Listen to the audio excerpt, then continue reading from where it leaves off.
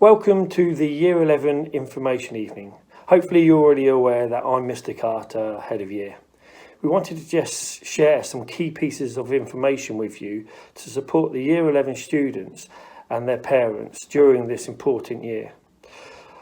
I think we can all acknowledge that we have all been through a difficult time and it will have impacted everyone differently. So now it's more important than ever that we remain resilient, flexible and supportive of each other.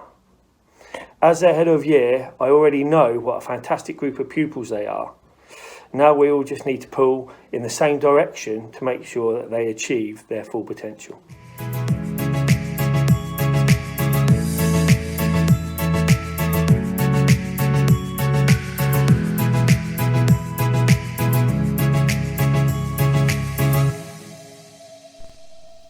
Good evening.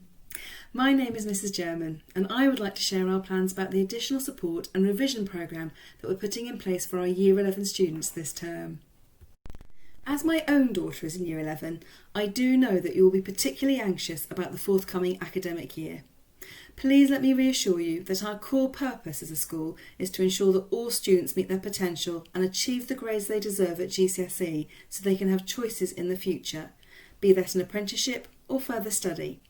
We'll be working especially hard this year to make certain that our students are not disadvantaged in any way. Following my email at the start of term, we've looked carefully at our plans for additional learning. Although we cannot continue with our original plans, we believe that we have devised an effective programme and helped us to target support where it is needed. This will begin on Monday the 21st of September. We are delighted with the mature and positive attitudes displayed by our students since they've returned to school. All teachers have been impressed by the focus and engagement in lessons. Long may this continue. As I explained to Year 11 students in assembly this week, working hard in lessons is just the start. But why is revision so important? To explain this to them, I use the example of the 50p coin. Everyone has seen it many times, so surely we know it well. I asked them these questions. There's an image of Britannia on the 50p coin. What's in her left hand? And what's in her right? What's on the shield? What's on her head? And what is at her feet? All the students were caught out. No one could answer the questions. In truth, it might be that we've seen the coin, but we haven't thought about it or studied it in detail. We are familiar with it, but we don't know it. As Professor Robert Coe tells us, learning happens when we have to think hard about something. Lessons will introduce students to the content they need to know, but revision sessions will make them think about it. As teachers, we know that for knowledge to transfer into our long-term memory, it has to be revisited several times, often in a variety of ways. This is called the forgetting curve. Paradoxically, you often forget something at least 4 times before you will remember it. How many times do you have to go into a room before you remember why you entered it in the first place?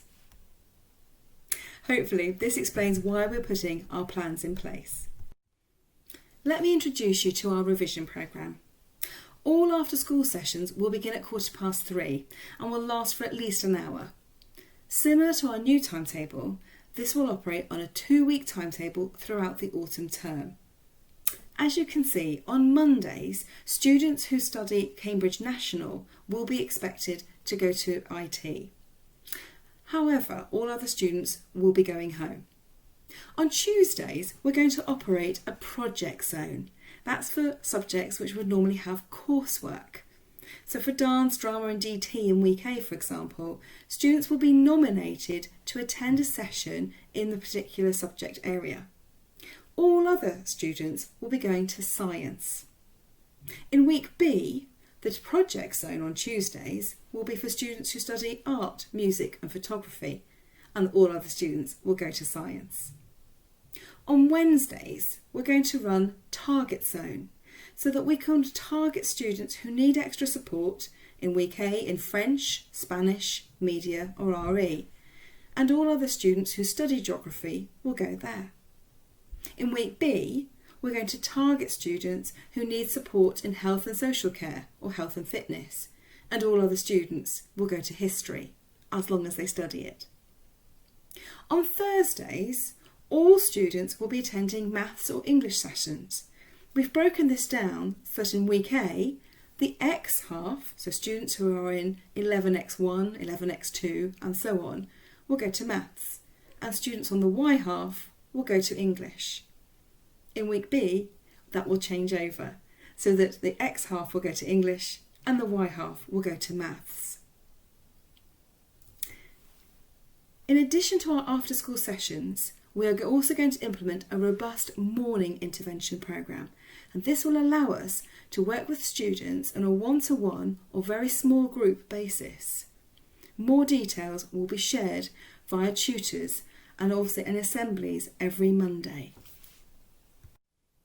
Whilst we want to promote the importance of rigorous preparation for exam success, we are also mindful of the effort this requires of our young people. Too much revision leads to exhaustion and increased stress, which is never helpful and will only hamper chances of success. Therefore, I'd like to take this opportunity to remind everyone that it is just as important to plan times for rest and relaxation. I would also like to stress the importance of carrying on with clubs and activities both in and outside of school.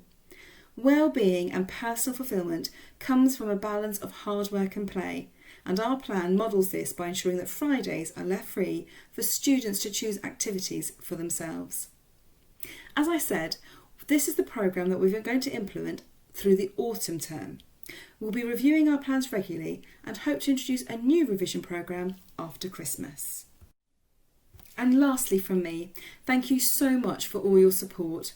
We look forward to working with you closely throughout the year. Please don't hesitate to get in touch with your son or daughter's tutor if you've got any questions or concerns. Hello, my name is Mr. Whitworth and I'm just going to talk you through some of the next steps that we'll be taking on that kind of journey to make sure that your child has the right provision once they leave Harrow Way. So in order to prepare for the next steps, what we do have at Harrow Way are careers lessons. So every child will have lessons either with me or another teacher in which we prepare them for the next steps, and we look at the different colleges and the different types of courses.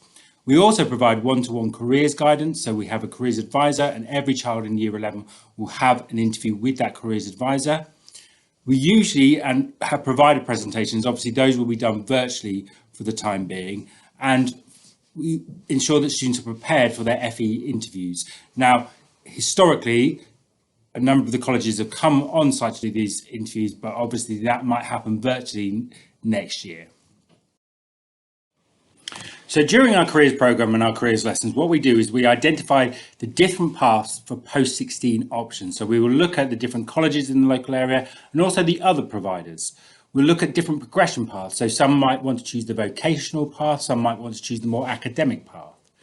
We'll have a good understanding of the different qualifications. There are a plethora of qualifications out there post-16, and it's important that your child picks the right qualification for them. And every child has different needs and different preferences. We will make sure that every child has a personal statement, which they will need for some colleges, but also it's good practice. We will prepare them for their interviews, and we will also look at different apprenticeship paths. So if your child is looking at an apprenticeship, then we have our careers advisor will sit down with those and we'll start that process. So within our programme, we also have one-to-one careers interviews, like we've said. They will get guidance on their next steps within those, but that very much is the starting point. We will then support them with their applications and answer as many questions as they have. For parents, please contact us if you have any questions and we will get back to you. It is, if you haven't had a child go through this process before, obviously there is a lot of information out there about the different colleges, and we are quite well placed to ensure that we can help you with that information. In terms of the timeline that the students have for colleges, so we're obviously in the autumn term. Now, each of the colleges are still holding open evenings, and we would very much advise that they go to those open evenings and see which college best suits them. Like we always say to all students, there is no one best college, there is the best college for your child, and that's because each of the colleges offer very different things. So we very much advocate that they go to the open evenings and see what fits, what suits them best. We will then help them and complete and submit applications for college. We need to be conscious of deadlines. So for example, Peter Simmons have a deadline of December, so we need to get that in quite early. We always advise that students should apply to more than one college. It's always good to have backups, particularly if you haven't 100% decided, and it is quite a big decision, so take that time. College interviews, some of the colleges will interview sooner rather than later. What we will assume at this present time is that those interviews will be done online rather than face to face. What would historically happen is the colleges would come into school, but obviously that isn't happening at the moment. And what happened last year is that a lot of our students did their enrolment virtually. Then obviously in July, students will hopefully attend the taster days at college. And then in August, after the results, they will enrol at the chosen college. So it's at that point where they do their enrolment. And students can change their minds as late as they want. So we very much advocate that don't panic if we haven't 100% decided on which thing suits you best. If your child is thinking about an apprenticeship, then they run all year, but actually it's better the sooner rather than later to actually start that process of preparing a CV, preparing an application, and finding the right application. We will obviously put a word of warning in that some of the apprenticeships, due to the economic situation, did fall through last year. So we will always advise that even if you're thinking about an apprenticeship, that we have college as a backup as well. Many of the smaller companies and medium companies will recruit closer to the start date, so closer to next September, and therefore that's why it's important to try and get a college application in as well. Now, we are very well placed in Andover because we have a lot of fantastic colleges around us. So we have Andover College and Sparshot College, we've got Basingstoke or Beacott, we've got Peter Simmons, we've got Queen Mary's, we've got Salisbury, we've got Wiltshire. So there is a plethora of colleges out there. So it's really important that working with me and working with the other people involved, that your child finds the right course and finds the right college for them. And we've got this. We're experts in this, and we know what we're doing with this process. So if you have any questions, please, like I said earlier, just come and ask us. Hi, Year 11 parents and Year 11. My name is Miss Lowing, and I'm Deputy Head Teacher, and I'm joining the Year 11 team this year to support them, make sure that they flourish and they do the absolute best that they can. I just wanted to talk to you a little bit about a few things, and really the way that parents can support us and the things that we think are really important. Obviously, you're well aware that students have had a lot of time off school, so attendance is crucial in Year 11. And we have a 96% attendance as a minimum level, which sounds really high, but actually it does allow for, if someone was ill or something like that. And the reason why is because attendance and success at school in terms of getting the grades that students should are massively linked. If you're not in school, you can't learn. And that kind of seems obvious, but it's something to think about. So all of these graphs that I show you, the basic message is on all of these measures, attendance is really, really important. So here's another one that shows obviously 96 plus attendance. It shows that your chances of getting a 9 to 5 in English and maths go up hugely. And another one that shows in all these different areas, English, maths, science, humanities, and the open element. So, your drama, your dance, music, art, all of those other subjects. If you're not in school, you're not going to do well. In terms of you supporting us, you're a hugely supportive group of parents, and I know that. But it's just, we're a team, aren't we? We're a team here supporting the young people to do the best they can. So obviously I've talked about attendance, but also punctuality is really important. We've got a staggered start at the moment, but that students are on time, just getting them used to the world of work and the way it's going to be at college as well. Equipment. Students are going to need their diaries, but also the calculators, the pens that they need. All of that stuff's really important. I'll talk a bit about knowledge organisers, which is something that we're just launching with the school this year. If you have any problems with any of that, just give us a shout and we can try and sort out any equipment that they might need. Uniform, by the time you get to year 11, students feel like uniforms, they're past all of that, but it's so important to keep that structure, that routine, to make sure they look smart, that they set an example for the older students. I'd much rather spend my time talking to a student about how to revise effectively than catching up with them about the fact they've got too many ear piercings or their hair colour's not right. All of that stuff. We love it when year 11 come back for their results and they've all got blue hair and all of that. That's fine for that bit. So they get that big summer to do all those crazy things. Revision.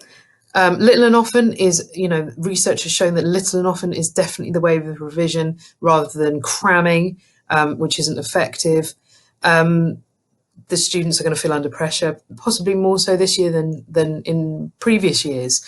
So it's about managing stress and expectations. We're the same. We've got high expectations of our students. You guys want your children to do the best, but it's about when to apply pressure and when not to.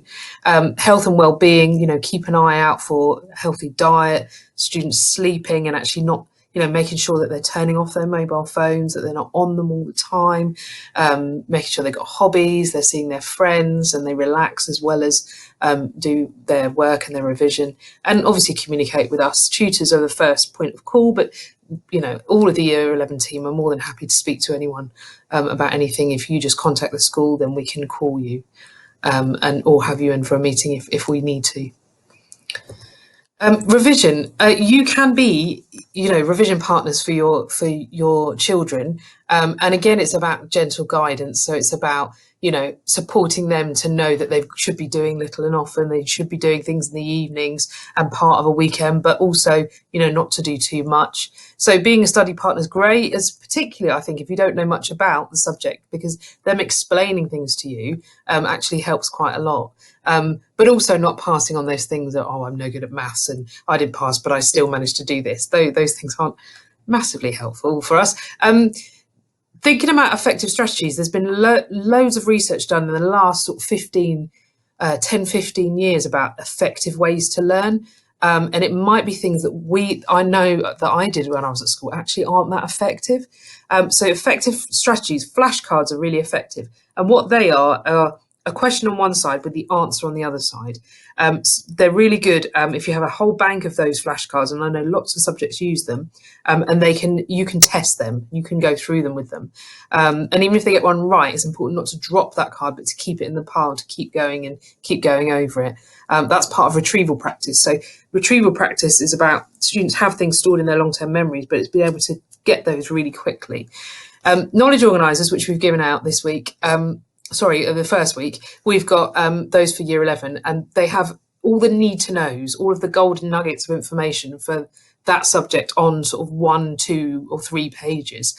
And students are being taught how to self-quiz. So it's not a magic sort of cure-all, but if you think of a subject like science, you do need to know what the definitions of words are. You do need to know about the formulas. So it's just about, they have a look at the knowledge organiser, they read it through, they cover it up, and then in their exercise book, they write down exactly as they saw it in that section. And then they have a look at it again, and then they correct it. So it's good if you know about that and you talk to them about the knowledge organisers and what things mean. They're great. They're on the website as well. Less effective strategies are actually things like copying out notes. And I used to have reams and reams of I loved like highlighting and making them look beautiful, but actually I'm just copying out anything that's that easy. I could copy out notes on quantum physics. I don't know anything about it. It would be easy for me to copy out those notes. You don't learn anything. It's when it's hard, when you're really thinking about the flashcard, that's when you're learning.